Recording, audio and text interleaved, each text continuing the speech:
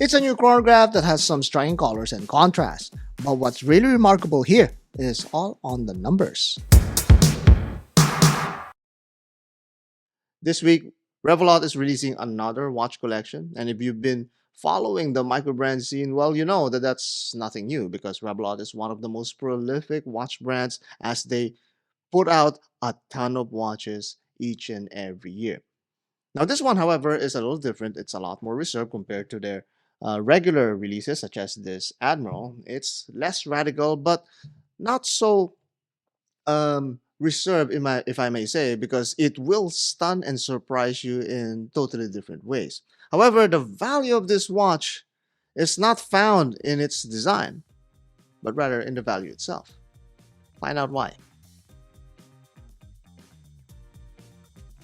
We finally have a Revelot in the channel, and this Mecadromo represents everything that's good about this brand and what makes it endearing to the microbrand enthusiast. This chronograph clearly features all of the vintage styling and dimensions that you enjoy, and at the same time, it also has some really extreme personality to it. We'll check out those details later, but first, let's see how it wears.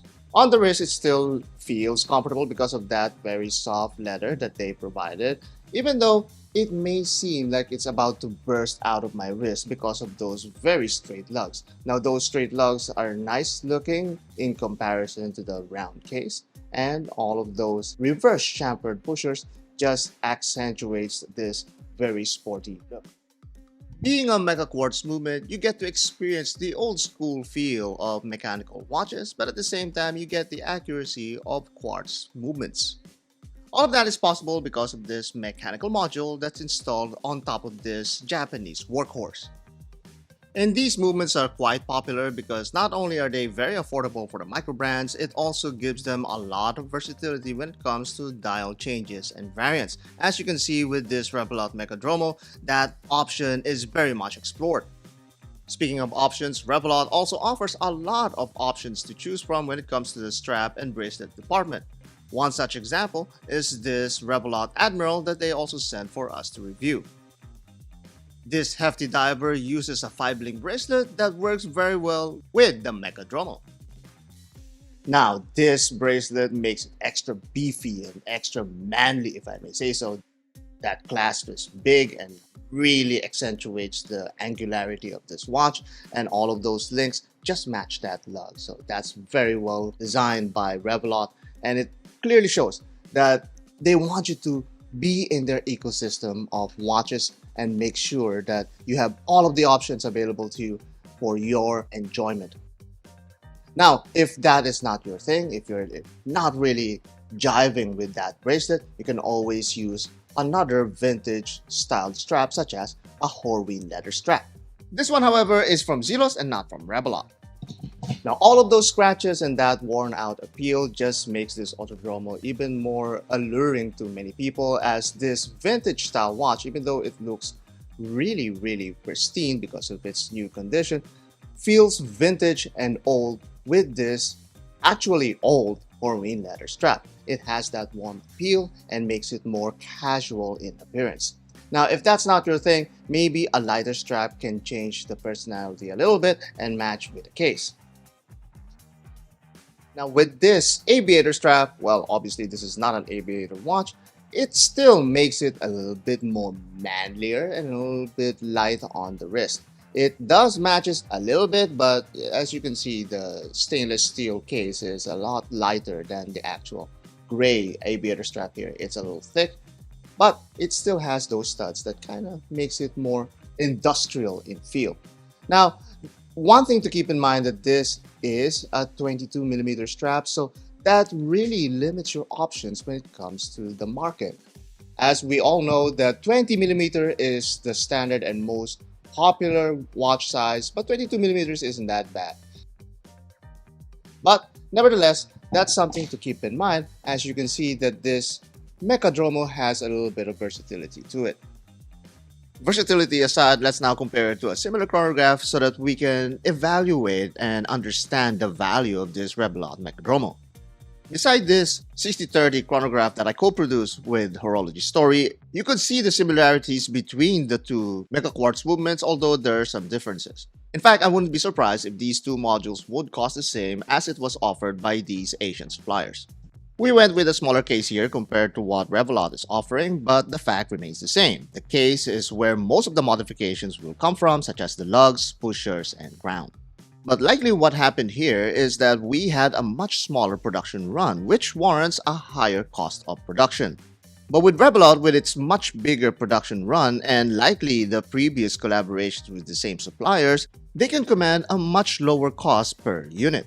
However, instead of keeping that bigger margin, they also lowered their margin by offering these watches at a much lower retail than ours.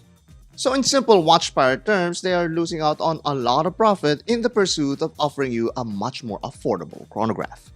Watch pirate regulars commented in the unboxing and they said, like Benjamin Viss, who kept it short this time around, that the color scheme works, however, the crystal may have some issues when it comes to that anti-reflective coating. Mr. Zelos came out and said that he has never heard of Revelot before until now, and that flame motif is not working for him. Ender is in the same boat as Watch Pirate Captain Mr. Zelos, and he does recognize that there really is a pop of color in those accents. And finally, Nevada Gretchen will not like what Greg Tolley has to say because he was supposed to buy a Nevada Chrono King for just $527 until he saw the Mecadromo for $189 at an early bird price. And he even asked, is that correct? Well, yes, it is correct. It is crazy value. And that crazy value is not just in the numbers, but also in the details that you can observe in this watch, not just on the dial, but all around. One such example is this aluminum bezel that has a soft and warm sheen to it that is a clear distinction compared to all of the ceramic inserts that we see today. There's also this satin brushing that's uniformly applied on both the bezel and case, while the strap, not having that kind of attention, only has this chamfered buckle to show for as its main feature. The rest of it really seems cheap and underappreciated. It is common for microbrands to do this to save their costs on the strap and rather put that on somewhere else, like this custom case bag that hints at its automotive theme. And when it comes to that theme, boy, they're not kidding, starting with that dial texture. The main part of the dial is meant to mimic the texture of asphalt, as if all of these scales and elements were laid on top of the racetrack. Or you can use an ounce of imagination and treat it like volcanic lava formations coming out of its rocky crevices. I like the various uses of colors all throughout the watch.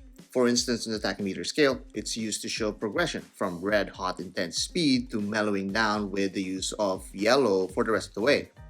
On the dial, however, they use orange and yellow for visual separation. And lesser visual designers would draw a black line in between these colors, but here they made sure that the color itself is the separator, giving it a more versatile look. So now you have the option of looking at it as 3 slices of a pie or the whole pie itself at any given moment. The other subdial features this radial surface texture with a cool date window that's reminiscent of race car numbers. They even try to use the same font, a very neat touch from Revelot. All of these contribute to the instrumental spirit of the watch that's further enhanced by the case and strap. But unlike the muted out persona of true vintage chronographs, the Mecadromo gets a contemporary influence with its edgy, high contrast visual presentation. This is further emphasized with its use of more modern technology. While I often pull out the "it's not for everyone" wrench in my vocabulary toolbox, this is not the socket for that nut. I think that's a little bit too much for a collection launch, but if they're required to order so many units to get the lowest possible cost, then I can't blame them for doing so. And in this particular scenario, it's the customer that wins out because at $189, this even beats out many fashion watches. It's a particular way of catering to the audience that I cannot deny the more that I look at the 42mm case. It deliberately aims for the younger enthusiast. At this price point, likely the biggest competition that you'll find is another customer itself. Because if you're not quick on your feet and fast on your wallet, you might not even end up getting one in the first place. And that is the Revelot Mecadromo. I actually forgot to mention the model name of this collection in my introduction, but come on, you know what I'm talking about. This is a really high value chronograph. Value as in you're saving a lot of money when you buy one of these, because it's, come on, you can't beat that price. It's $190 for the early bird what do you call it, sign-ups, or for those who sign up for the early bird on Kickstarter. And I've got to admit, we just released our 6030 chronograph in Indonesia, and it's going to be released also internationally on September, and we cannot beat that price. I mean, ours is over $300, and this is not even $200. And even if you miss out on the early bird deals, well, you still paying just over $200 with this watch, and that's an amazing value. I know the costs of these watches, and I'm amazed that they could offer it at that low price. Well, I guess it's because they're leveraging the amount, or the number of variations and production units that they're producing. That's why they're able to lower the price so much. But that also means that they're thinking about you, the microbrand supporters, on what you want. They're offering a ton of variants on this. I didn't even count how many. Maybe it's what, 12 or 12 variants, or maybe 9. No, not 9. I know it's more than 9. I think it's 12 color variants. You'll check out the rest of the video with regards to that. But nevertheless, it's got every kind of variant or flavor for everyone. It's got all of the different colors of straps as well, and you could even mix and match it with this bracelet that they are also offering. So they're offering a lot of versatility and value for this watch. In fact, I could argue that it's way too much, too many choices, if you ask me. But I don't know. What about you guys? Comment down below. Let me know if you agree with that opinion, or you have another hot take with regards to Revelot. But it is a very desirable watch. It's very striking, and that pop of color, that intense red and orange, just has that really pleasing and high contrast against that black and stark leather and bezel and dial. It's just amazing. Look, it appeals to the younger crowd as well, because this is the very model and very variant that my son chose for this review, and he likes this watch. So I guess that's the ultimate value of Revelot in the market. It brings in the new blood, brings in the new enthusiast to the hobby. So let me know what you guys think. Comment down below, and I'd like to hear your opinion.